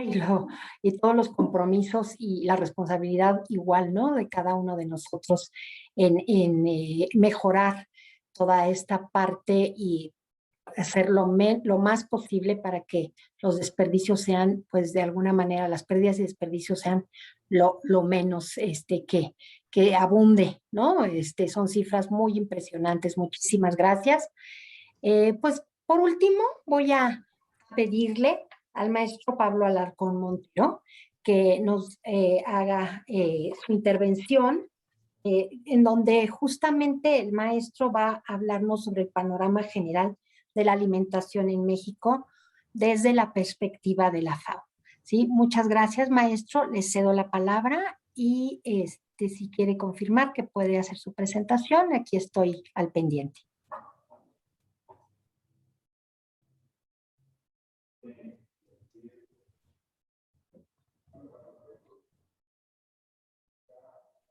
No veo al maestro.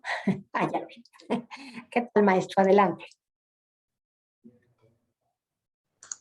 Muchísimas gracias. Bueno, tuve una variación en mi conexión a internet, pero afortunadamente lo pude recuperar. Son de estas eventualidades de las videoconferencias, pero bueno, creo que lo hace también un poco más emocionante. Agradezco la invitación a todos y sobre todo a Libero. También un saludo muy cordial al resto de los panelistas. Y en primer lugar quisiera externar el saludo y el interés de nuestra representante, la señora Lina Paul, la representante de FAO México, por la importancia de estos eventos y de las distintas actividades que se están realizando en pro del día que se festejará justamente mañana. En este sentido, efectivamente, yo soy parte del equipo de FAO en nuestro país. En particular, soy especialista en pérdidas y desperdicios de alimentos, así que me da mucho gusto ver a la doctora Juliana Morales aquí, y también de acciones de circularidad en mercados, trazando y marcando también una nueva tendencia con esta lógica de la transición hacia una economía circular, que también tiene una gran incidencia sobre aspectos de sistemas alimentarios. A continuación les haré una presentación desde la perspectiva de FAO con relación al panorama general de la alimentación en México. Quisiera exclusivamente confirmar que se ve en pantalla y que se me escucha correctamente. Sí, maestro, perfectamente se ve su pantalla, se escucha muy bien. Adelante. Muchísimas gracias. Entonces, en primer lugar, lo que quisiera plantear desde nuestra óptica como FAO es esta necesidad de dar un paso hacia atrás y tener una perspectiva amplia cuando hablamos de seguridad alimentaria, hablamos de sistemas alimentarios. Y básicamente es una pregunta que va hacia cada uno de nosotros y que está señalada aquí, que es todo aquello que tiene que suceder y todo el trabajo que hay detrás para que un alimento llegue a nuestras cocinas o a nuestras mesas.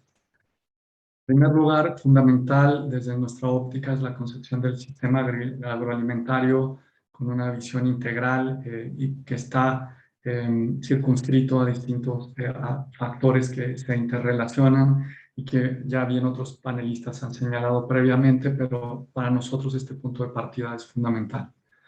Además de esto, en particular, con relación a este año 2021, es preponderante y es fundamental hablar de la importancia de las frutas y verduras, en específico, no solo por el Día Mundial de la Alimentación que será celebrado el día de mañana, sino también porque, como les mencioné previamente, en el año 2021, la Asamblea General de Naciones Unidas designó a este año en particular como el Año Internacional de las Frutas y Verduras. Y en este sentido, nosotros como FAO somos el organismo encargado de celebrar este año en colaboración con otras organizaciones y órganos competentes del sistema de Naciones Unidas. Ahora bien, ¿por qué es importante desde nuestra perspectiva hablar de frutas, verduras y sistemas agroalimentarios? Primero, quisiera poner sobre la mesa la perspectiva poblacional o la perspectiva global. Así como lo han señalado el resto de los colegas que han intervenido previamente, existe un contexto ante la COVID-19. En este sentido, más de 3.000 millones de personas, casi el 40% de la población mundial, no pueden permitirse una dieta saludable. En el caso de la región de Latinoamérica y el Caribe, la información de FAO muestra que estamos lejos de alcanzar el objetivo 2 de desarrollo sostenible, que es hambre cero. Actualmente el hambre afecta a un 7.4% de la población y se espera que aumente al 9.5% al año 2030.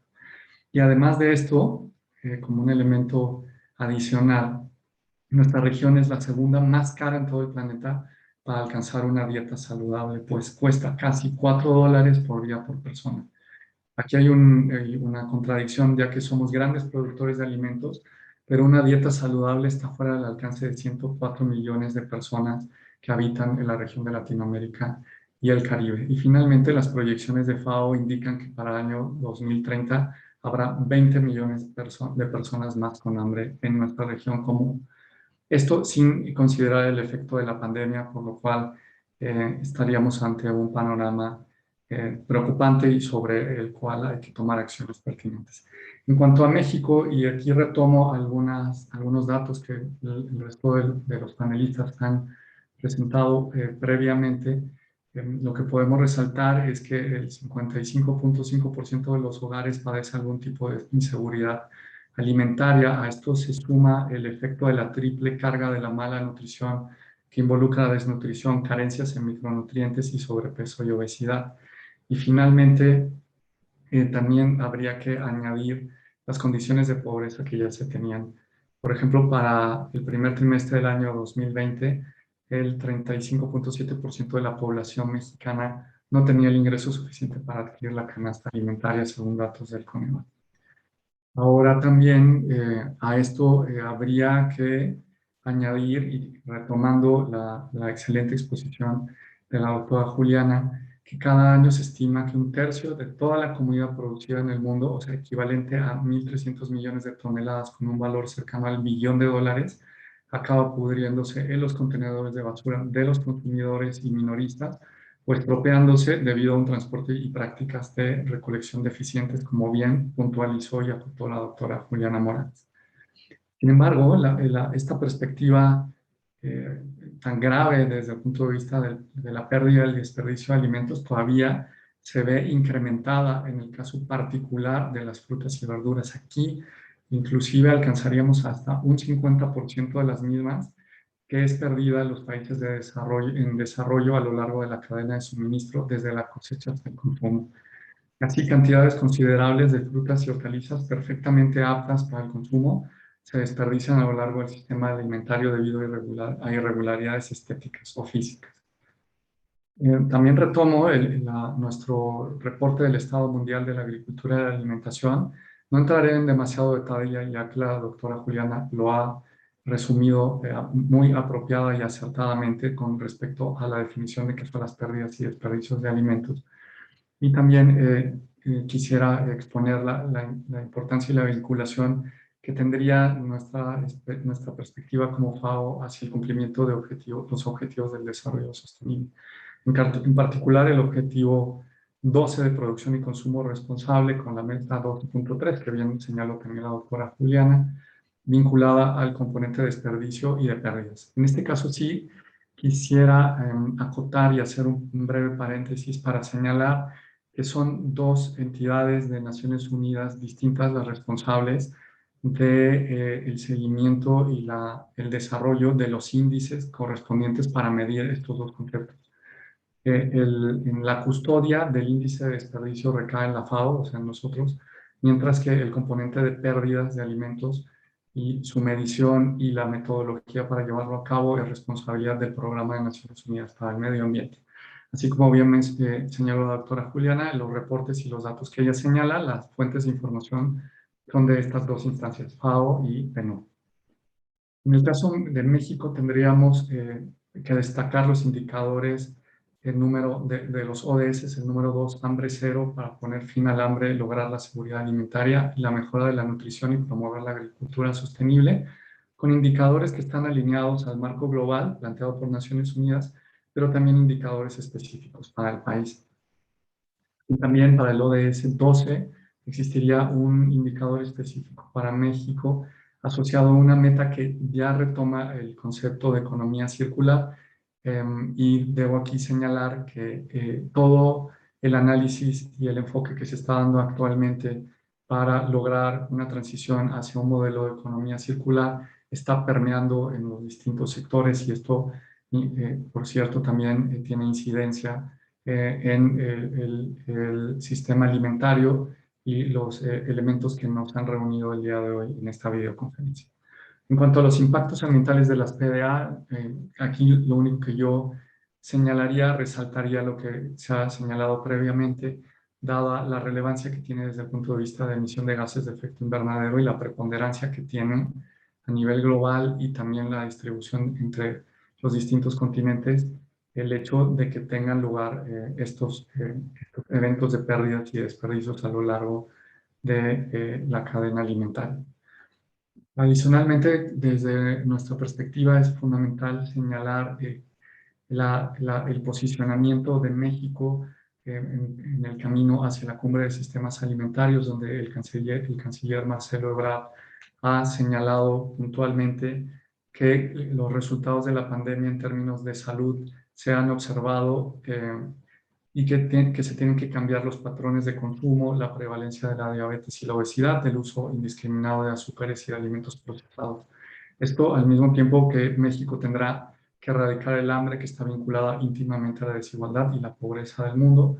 Desde la perspectiva de FAO y en particular FAO México, y en el acompañamiento que hemos realizado al gobierno del país en el camino hacia la cumbre sobre sistemas alimentarios, consideramos fundamental destacar ante ustedes el posicionamiento de México. Ahora bien, desde la perspectiva individual también hay mucho por hacer. Todos podemos ser agentes de cambio. En primer lugar, y retomando el Año Internacional de Frutas y Verduras, quisiera señalar que como parte de una dieta saludable, las frutas y hortalizas pueden ayudar a reducir los factores de riesgo de enfermedades no transmisibles, ya señaladas previamente, tales como el sobrepeso y la obesidad, inflamaciones crónicas, hipertensión y colesterol alto. Así también, este grupo de alimentos son buenas fuentes de fibra dietética, vitaminas y minerales y sustancias fitoquímicas beneficiosas. Los beneficios de consumir frutas y verduras estarían asociados desde el punto de vista de la información de FAO a un consumo de una cantidad mínima de 400 gramos al día o 5 porciones de frutas y hortalizas en el sentido de una alimentación diaria, y también señalar que entre más colores se tenga al consumirlas, mejor.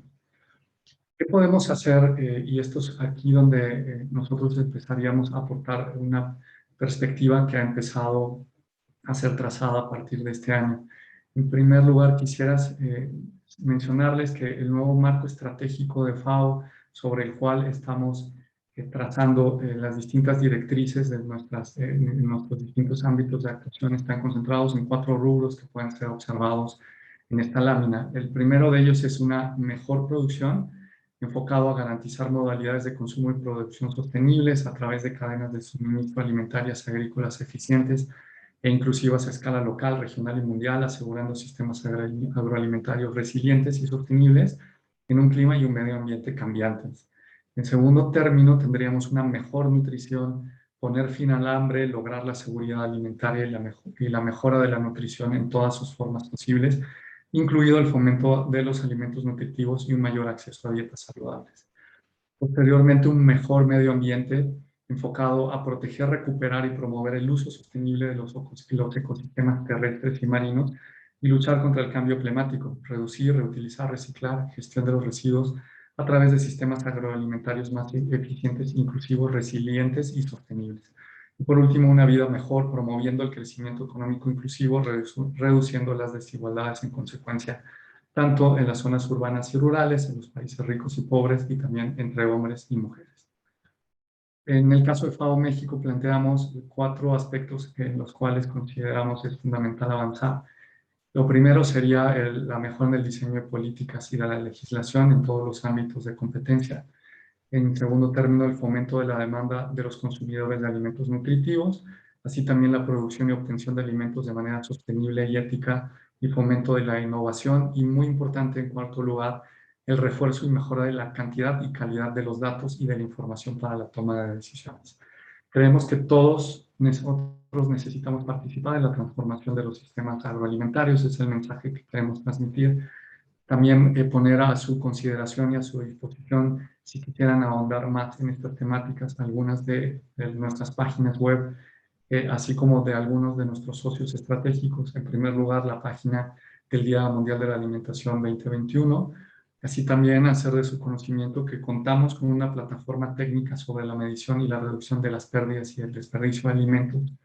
También nuestra página sobre la Cumbre sobre los Sistemas Alimentarios 2021, y aprovechar esta oportunidad que se me da el día de hoy para anunciarles que en el 17 y 18 de noviembre de este año tendrá lugar la segunda cumbre sobre reducción de pérdidas y desperdicios de alimentos en América Latina y el Caribe, donde en conjunto con nuestro socio, el Banco Interamericano de Desarrollo, tendremos una serie de actividades y de talleres, así como de conferencias magistrales a las cuales los invitamos cordialmente a asistir. De manera individual, algunas ideas que quisiera esbozar como consumidores son las siguientes.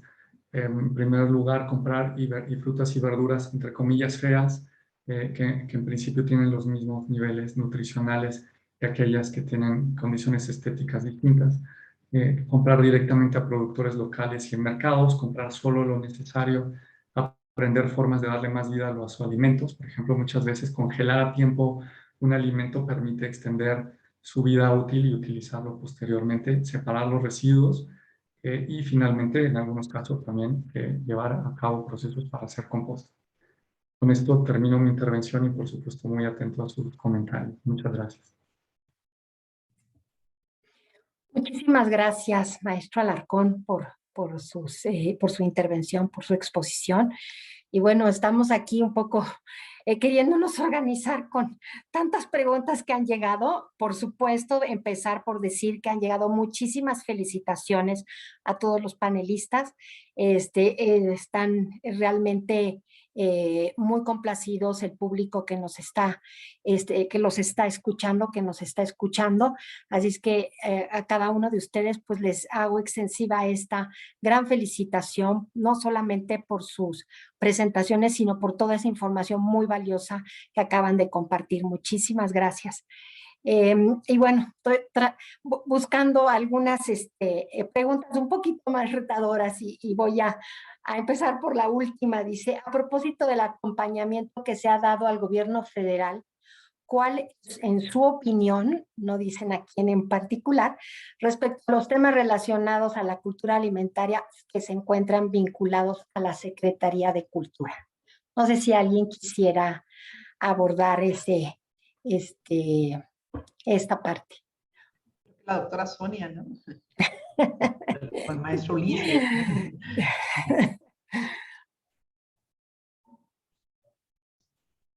Me imagino que es con relación, ¿no?, a las nuevas políticas que han estado surgiendo en estos últimos tiempos, en estos años del gobierno federal, relación al etiquetado, al incremento de cuestiones, cuestiones de precios, ¿no? No sé si Sí, si me permiten, puedo nada más retomar, no sé si voy a contestar de manera precisa la pregunta, pero sí me gustaría abordar un poco, bueno, primero unirme a la felicitación de los colegas hacia los colegas que participaron. La verdad es que me parecieron increíbles las presentaciones de todos mis colegas.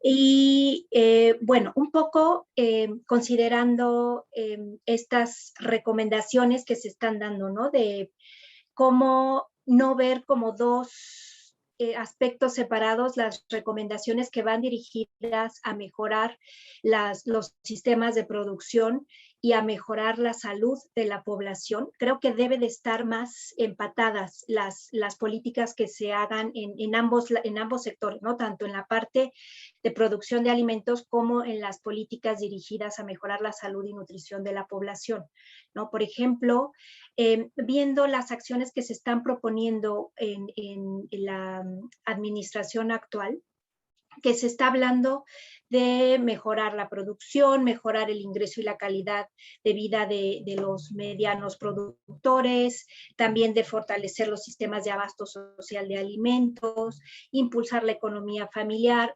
Va muy enfocado, y me parecen adecuadas, va muy enfocado a la producción de ciertos alimentos, dejando un poco de lado, por ejemplo, la información que estaba dando el doctor Pablo Alarcón sobre la importancia del consumo de frutas y verduras, ¿no? En las recomendaciones actuales, en las acciones actuales para mejorar la producción de alimentos, no se ven acciones dirigidas a mejorar también la producción de estos alimentos, ¿no? Y que vayan más de la mano con las recomendaciones que se están dando actualmente para alimentación saludable, ¿no? Que incluye mucho el aumento en el consumo de frutas y verduras, o también de lo que mencionaba yo al inicio y también mencionó el maestro Ulises sobre esta parte del agua potable, de la disponibilidad en el agua potable, ¿no? Se está recomendando la disminución de consumo de bebidas azucaradas y se promueve el consumo de agua natural, simple o potable, como se le llame,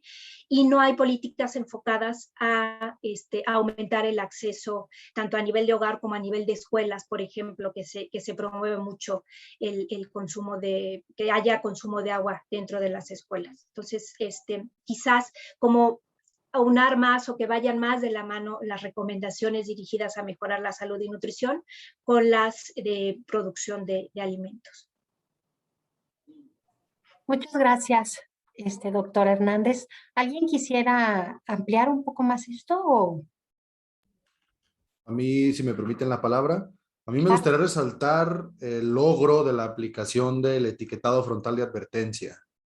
Este etiquetado y la aplicación como medida de política pública que abona a la soberanía alimentaria del consumidor, brindándole una información más sencilla que fue generada con sustento científico fuerte y que es apoyado de una manera directa por el Instituto Nacional de Salud Pública y por varias partes y universidades a nivel nacional.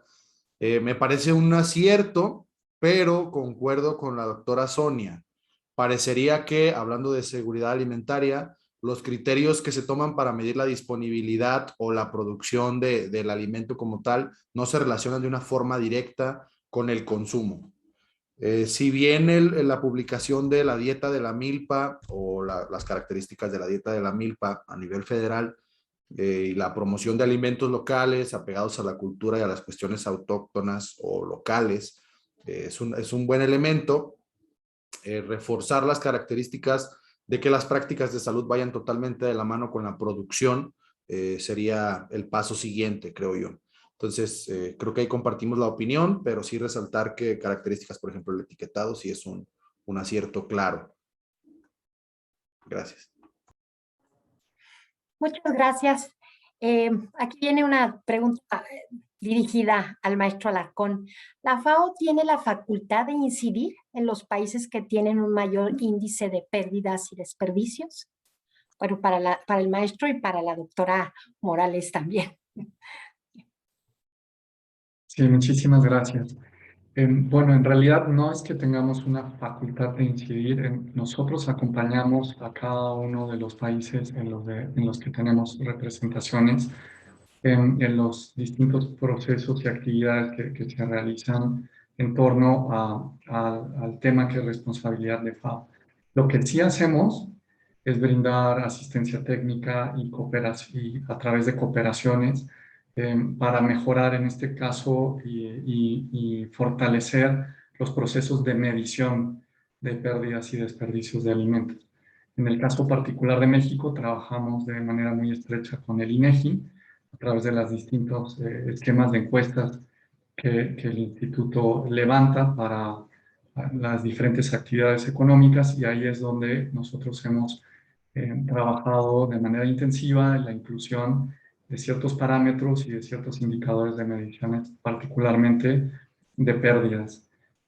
Y además de esto, sí quisiera señalar que México es uno de los países emblema o de las referencias a nivel internacional en la construcción del índice de pérdidas de alimentos, dado que el INEGI ha trabajado en distintos proyectos que continúan el día de hoy para su refinamiento y para su fortalecimiento. De esa manera es como nosotros el día de hoy participamos activamente con el gobierno de México en la medición de las mismas, además de las distintas actividades relacionadas con la concienciación y con la llamada a la acción para atacar estas circunstancias. Muchas gracias, doctora. No sé si quiera. No, bueno, me parece que muy acertada la respuesta del maestro Pablo, y bueno, y es algo de su competencia, porque hablan de países, ¿verdad? Yo me enfocaría más al área nacional, ¿no? Pero solo añadiría que me parece que aunque no tenga una autoridad, cuando se dice, se menciona la FAO, pues ya tienen las recomendaciones precisamente por lo que representa en conocimiento, ¿verdad? Tienen la autoridad intelectual, pudiéramos decir, para hacer las recomendaciones. Y creo que eso, cuando viene de alguien como la FAO, pues ya tienen esas recomendaciones y eso permite que se impulsen y se hagan ese tipo de iniciativas. Entonces, me parece muy importante la participación de la FAO. Y solamente con respecto a lo que decía de la encuesta Éramos, que está realizando INEGI precisamente, miembros de la red 12.3, que me honro en coordinar, están participando en la medición. Se llevó a cabo un plan piloto para medir pérdidas y desperdicios el año pasado, en octubre. Ya se refinó el instrumento de medición, donde participaron, les comento, investigadores y estudiantes de varias partes del país, y ahora se inició ya con el instrumento, el cuestionario mejorado, y se está realizando en estos momentos. Gracias. Muchas gracias. Bueno, como les digo, hay muchas preguntas, pero me gustaría preguntarle directamente al maestro Brambila si el modelo del observatorio que se está manejando ahí en Jalisco puede ser aplicable en otros contextos. Sí, definitivamente es un modelo replicable. Nada más que lo único que cambiaría serían pues, las características demográficas y geográficas de la localidad donde se aplique. Pero los conceptos centrales pues son de conocimiento público, los datos que nosotros utilizamos son de dominio público y las teorías que nosotros utilizamos también. Entonces puede ser aplicado y replicado en cualquier parte. En las redes sociales del observatorio, Facebook, Instagram o en la página oficial, pueden dejar un comentario y podemos tener una plática tal vez más profunda por esos medios, pero sí, definitivamente puede ser replicable. Digo, gobierno abierto, pues como su nombre lo dice, es una teoría abierta, la práctica de la economía social y solidaria es abierta, agroecología es abierta, seguridad alimentaria está al dominio de todos, soberanía alimentaria también. Entonces, sí es un modelo que se puede replicar. La única característica interesante acá es que el ITESO ha puesto demasiado empuje para que el observatorio pues exista. Entonces, esa es lo único que nosotros podríamos considerar tal vez complejo en algún otro lugar, pero eso es lo que lo ha sostenido en esta parte, ¿no? En Jalisco. Entonces, teóricamente sí se puede gestionar en cualquier lugar, pero pues habrá que buscar las coyunturas sociales, económicas que lo permitan. Muchísimas gracias, maestro. Bueno, pues por el tiempo me dijeron que hay una última pregunta.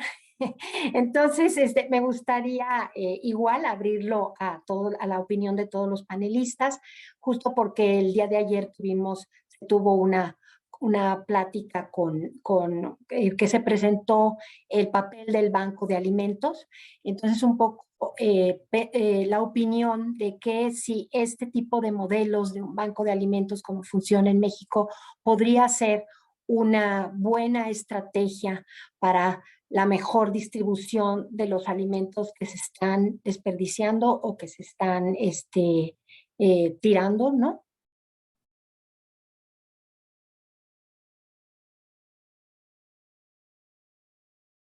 Bueno, si gusta puedo yo contestar. Evidentemente que el banco de alimentos son muy importantes, cumplen una función fundamental, ¿verdad? En recuperar mucho de ese residuo, no digamos desperdicio, porque luego la connotación de que es alimento que no sirve. Y no, efectivamente, o sea, ellos recuperan alimento en buen estado, checan eso antes de recuperarlo, ¿verdad? Sin embargo, la única limitante es que solo recuperan del 2 al 6% del desperdicio, lo cual es mínimo comparado con el volumen. Entonces, esa sería la única limitante, que no debería de ser el único, sino debería de haber otras líneas de acción, otras estrategias para recuperar ese desperdicio. Pero cumplen una función fundamental, están excelentemente organizados, ¿verdad? Es una organización a nivel mundial inclusive, pero sí hacen falta mucho más iniciativas que solamente esta. Gracias. Muchas gracias, doctora. ¿Alguien más quisiera opinar a este respecto? Bueno, como le digo, muchas preguntas, muchas felicitaciones. Y pues bueno, yo también me uno a las felicitaciones. Fue un placer moderar esta mesa, ¿no? O sea, realmente nada más me engalardoné de toda esta información y de estas presentaciones tan bonitas que nos compartieron. Y le doy la palabra a la maestra Mónica Minuti. Muchas gracias. Gracias, Loredana. Y pues a nombre del comité organizador, queremos felicitarles por este excelente panel. Queremos agradecer la participación de nuestros invitados expertos y me permito presentar a continuación las constancias de agradecimiento. Permítanme un momentito, que se me movió un segundo.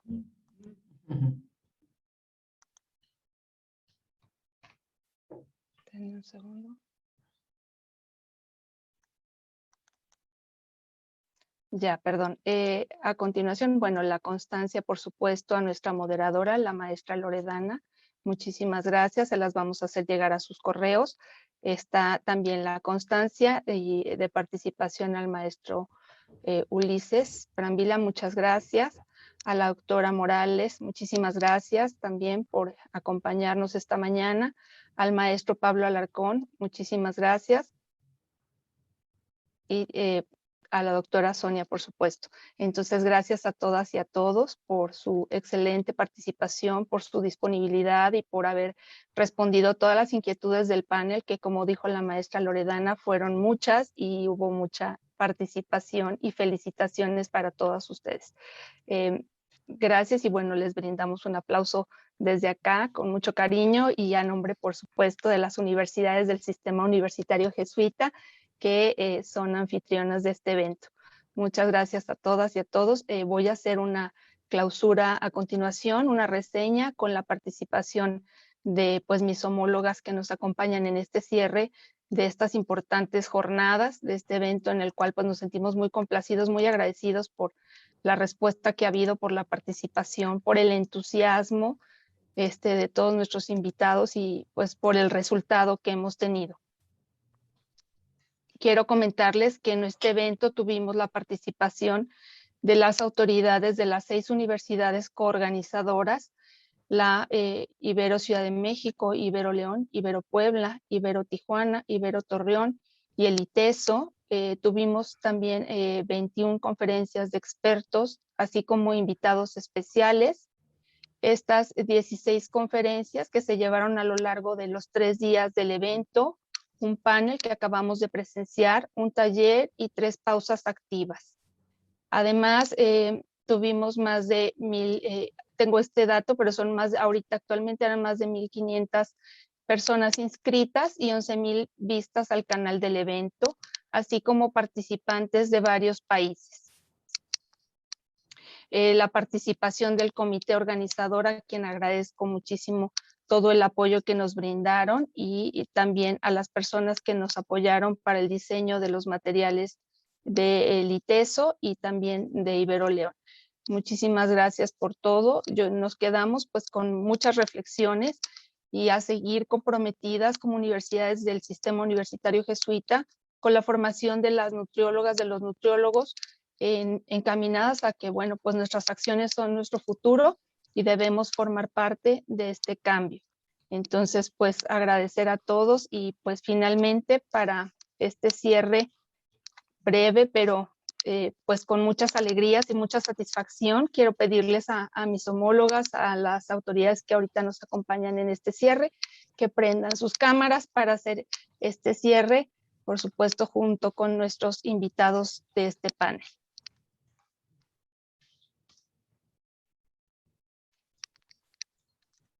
Así tomamos esta captura de la foto. Y bueno, pues nada más desearles una excelente tarde, un excelente día. Muchísimas gracias a todos y a todas. Muchas gracias. Gracias.